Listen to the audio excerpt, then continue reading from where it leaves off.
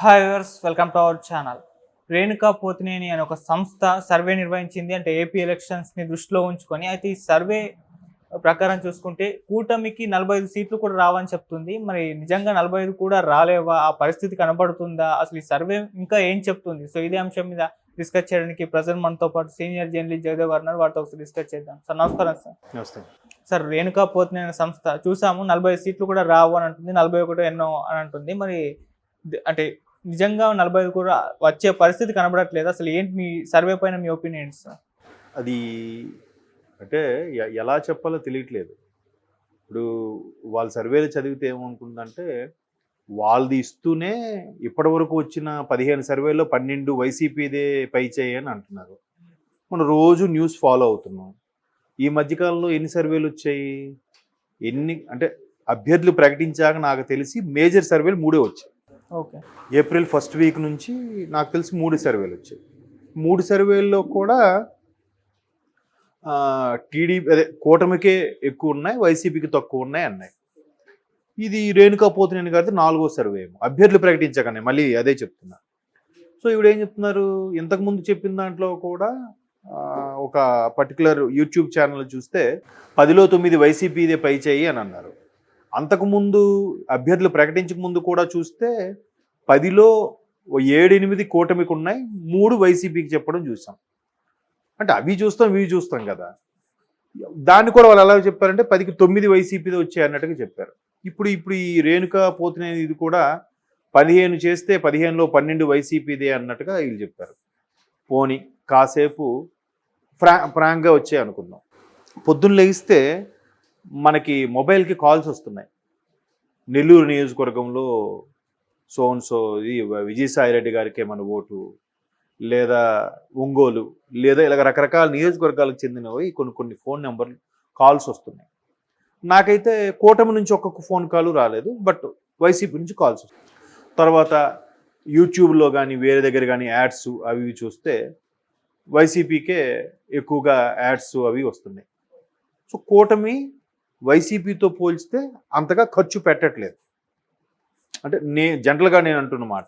ఎందుకో even channels కూడా ఎక్కువగా వైసీపీకి సపోర్ట్ ఉన్నాయి, కూటమికి తక్కువ సపోర్ట్ ఉన్నాయి అని. ఎందుకంటే కూటమిలో మెయిన్ టీడీపీదే అనుకోవాలి. ఒకటి సెంట్రల్ పార్టీ, నేషనల్ పార్టీ, ఇంకొకటి మొన్న ఇప్పుడిప్పుడే అభివృద్ధి చెందుతున్న పార్టీ. సో వాటికి ఛానల్స్కి అంత సంబంధం ఉండదు, ఉంటే టీడీపీకే ఉండాలి. సో ఈ ఛానల్స్ కూడా చూసినా కూడా ఎవరి ఛానల్ వాళ్ళు ఫేవర్గా చెప్పుకుంటున్నారు, పక్కన పెట్టండి. సో వైసీపీ బాగా ఖర్చు పెడుతున్న నేపథ్యంలో అభ్యర్థులు ప్రకటించక ముందు వచ్చిన సర్వేలు చూసినా, అభ్యర్థులు ప్రకటించిన తర్వాత వచ్చిన సర్వేలు చూసినా కూటమికి ఎక్కువ వస్తున్నాయి అంటున్నాయి.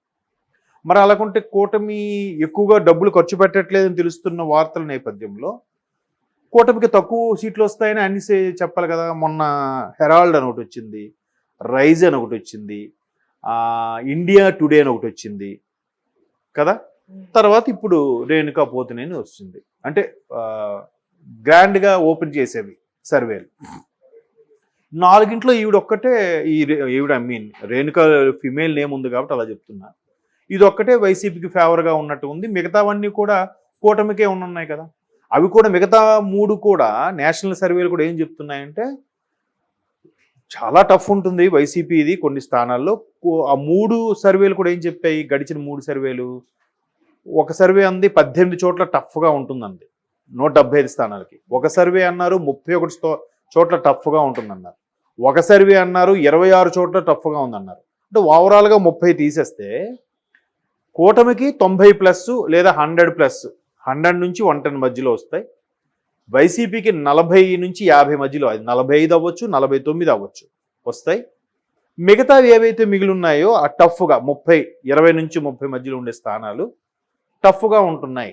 ఎవరెటు ముగ్గు చూపుతారో తెలియదు అన్నట్టుగానే ఉంది.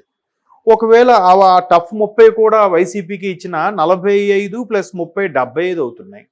పోనీ 49 + 30 79 అవుతుంది. అంతే కదా, మ్యాజిక్ ఫిగర్ అయితే దాటట్లేదు. అలా చూసుకున్న టీడీపీ కూటమికి ఫేవర్గా వస్తుంది. దీనికి నెక్కచ్చిగా టఫ్ గిఫ్ ఏం లేదు. ఈవిడ సింపుల్గా చెప్పేసింది 45 కూడా దాటవు, 41 వస్తాయి, వీళ్ళకి ఇది వస్తాయని.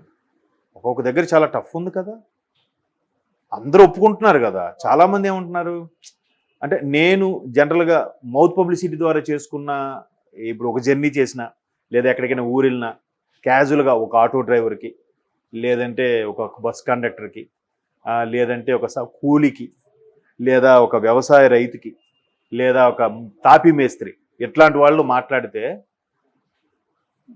ఎక్కువ పర్సంటేజు వైసీపీకి కొద్దిగా తక్కువే ఉంది. అంటే ఇంప్రెషన్. టీడీపీకి ఏంటంటే కూటమి యాడ్ అవ్వడము కొంత ప్లస్ అయింది, కొంత మైనస్ కూడా అయింది, కాదనట్లేదు. బీజేపీ వల్ల కొంత మైనస్గా మాట్లాడుతున్నారు కొంతమంది. బట్ డీప్గా అనలైజ్ చేసిన వాళ్ళు లేదు, రాష్ట్ర భవిష్యత్తు కోసం, ఇక్కడ జరిగే అరాచకాలు అడ్డుకోవడం కోసం నేషనల్ పార్టీతో పొత్తు పెట్టుకున్నారే తప్ప టీడీపీకి జనసేనకు కూడా బీజేపీ పొత్తు పెట్టుకోవడానికి అంత గత్యంతరం లేక కాదు. బట్ నేషనల్ పార్టీ సపోర్ట్ ఉంటే బాగుంటుంది, ఫర్దర్గా రేపు సెంట్రల్లో కూడా బీజేపీ వస్తే మనకు మేలు జరుగుతున్న ఉద్దేశం ఎనలైజ్ చేసి చెప్తున్నారు. ఎవరు? సామాన్యుడు కూడా.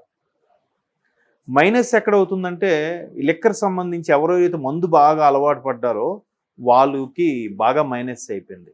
ఎందుకంటే చెత్త మందు వాడుతున్నారు సార్, మళ్ళీ ఎవరిలో పోతున్నాయండి, కళ్ళ ముందు ఒక ఫ్రెండ్ చచ్చిపోతే వీడికి రియలైజ్ అవుతాడు ఆవిడ. అట్లా కొంతమంది. ఇంకా ఉద్యోగస్తులు అంటే complete anti, pensioners complete anti. ఆ ఉద్యోగస్తులు పెన్షన్ వల్ల డిపెండ్ అయ్యే కొన్ని ఫ్యామిలీస్ ఉంటాయిగా. ఇప్పుడు అమ్మ పెన్షన్ కొంత వస్తుంది, వీడికి కొంత జీతం వస్తుంది, వాడు వీడు కలిపి మెయింటైన్ చేసుకున్న ఆ పెన్షనర్స్కి, తర్వాత నిరుద్యోగులు ఇలా ఉన్న. బట్ ఎప్పుడు కూడా ఒక 10% ఎలా ఉంటుందంటే ఆవిడ వచ్చినా మనకు ఒరిగేదేం లేదారా అనుకుంటా. ఆడ అసలు ఓటు కూడా వేయడాడు, ఆడికి అసలు బాధ్యతే ఉండదు అడిగి. అంతే కదా, ఒక నియోజకవర్గంలో 2.5 లక్షల ఓటర్లు ఉన్నారంటే మ్యాక్సిమం ఓట్లు పోలేది 1,60,000. మిగతా అంతా అంటే 4 వంతుల్లో 1 వంతు అసలు ఓటుకే రావట్లేదు. 3 వంతుల్లో ఉన్న ఓట్లలోనే డిసైడ్ అయిపోతుంది ఇక్కడ ఎవరికి ఎక్కువ వస్తున్నాయని. అవును.